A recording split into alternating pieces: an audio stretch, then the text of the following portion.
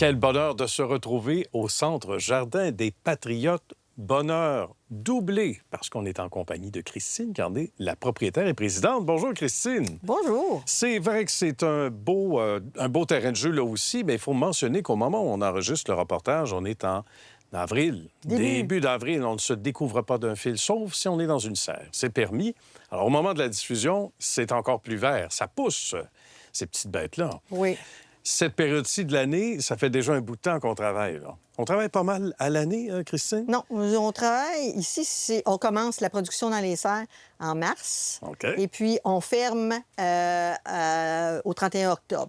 Et on continue de travailler à peu près jusqu'à la fin novembre pour coucher les plantes pour l'hiver. Il y a énormément de boulot. On est 4-5 personnes environ, dont Véronique, dont on va parler tantôt, qui fait partie de la belle équipe, qui est une aide importante. Mais il faut parler de ce qui nous a amenés dans le métier, parce que dans la vie, des fois, des changements de carrière, des bifurcations. Et c'est le cas de Christine, m'a-t-on dit? Oui, ouais. C'est tout un changement. OK. L'horticulture, c'est ma deuxième vie. Bon. Moi, mon père m'a donné la passion de l'horticulture. Et puis, on avait des projets de se partir en affaires ensemble. Et puis, mon père est décédé avant qu'on fasse notre projet. Oui. Alors, moi, j'ai décidé de déménager ici, parce que ma mère était décédée aussi, de déménager ici. J'ai une fermette à côté. Et puis, ici, le terrain était vaste. Oh. Et là, je me suis dit, il y a quelque chose à faire de très intéressant ici. Ça donne des idées, en tout cas. Oui. Alors, moi, j'étais technicienne. Bien, quand tes parents meurent, quand la famille, quand il y a des gens qui sont chers, qui meurent, tu te poses des questions. La vie est courte. Et c'est sûr, ça fait réfléchir. je me suis dit, est-ce que tu es heureuse personnellement? Non. Okay. Réponse. Est-ce que tu es heureuse dans ton travail? J'étais technicienne en diététique dans un hôpital. OK. Est-ce que tu veux faire ça le reste de ta vie?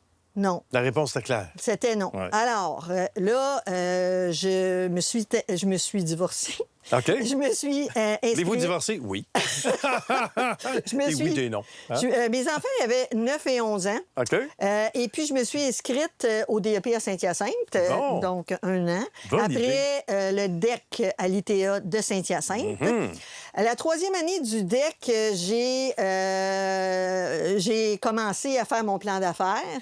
Et puis, à la fin de mon DEC, l'été à la fin de mon DEC, la construction commençait. Là, on est en affaires. Yes. Hein? Après le plan d'affaires, on était vraiment en affaires. Mais ça a l'air beau comme ça, simple comme ça, mais il y a du travail. C'est là que ça commence vraiment, parce qu'il faut bâtir ça. C'était fou, là.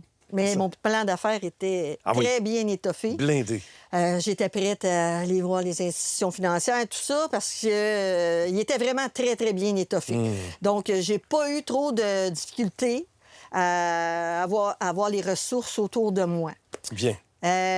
Donc, pendant que j'étais étudiante, j'ai travaillé dans une pépinière pendant 3 ans. Oh, ça c'est bien aussi, c'est pour prendre formateur. d'expérience, puis analyser comment ça se passait et tout. Et puis, on a ouvert en mai 2002. Il y a des choses qu'on apprend à l'école, d'autres un peu moins, qui sont, c'est le cas de le dire, sur le terrain. Qu'est-ce qui nous a le plus surpris? Peut-être agréablement ou sinon, des fois, c'est un défi. C'est sûr que tout ça, c'était tout un défi. Mais le point de vue, il fallait que j'apprenne tout. Facebook, Instagram et tout ça. Les réseaux sociaux, pour moi, là, c'était complètement de l'inconnu. Puis tout ce qui était électronique, c'est vraiment, pour moi, c'est plus difficile. C'est pas de ma génération. Bien, d'accord. Mais il y a des gens aussi autour de l'équipe. Oui, qui sont meilleurs que moi. Qui sont bons, dont Véronique, dont on parlait tantôt brièvement. Il faut parler d'elle parce qu'elle travaille, elle est pas mal ici tout le temps. Ça aussi, c'est une aide précieuse. Oui.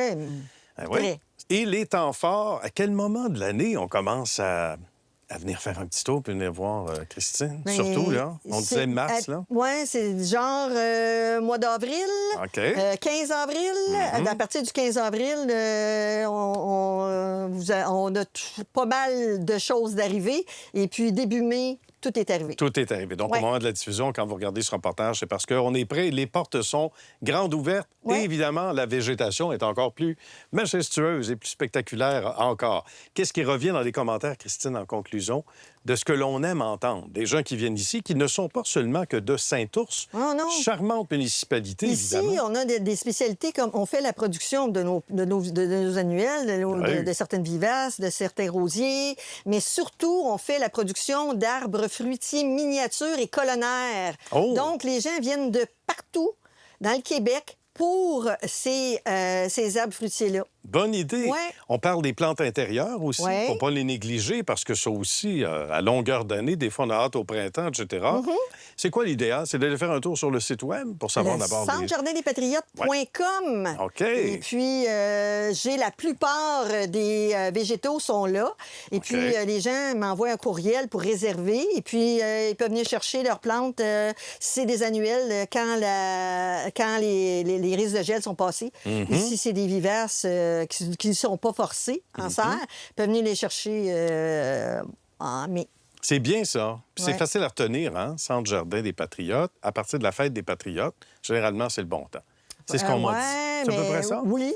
La fête des Patriotes, c'est un peu... Bien là, c'est passé au moment où on fait ça, au moment où c'est diffusé, mais c'est ça. Pour les risques de gel, c'est pas mal. Les risques de gel. Sinon, on garde ça en dedans, puis on sort ça quand c'est le temps. C'est ça. L'idéal, c'est ça. Bien, Christine, c'est une histoire fabuleuse. Merci d'avoir partagé ça avec nous. Également, c'est un bonheur. On invite les gens à venir retrouver les âmes si chaleureuses, bien sûr, du Centre Jardin des Patriotes. Merci beaucoup. Merci, Christine. À bientôt. Au plaisir.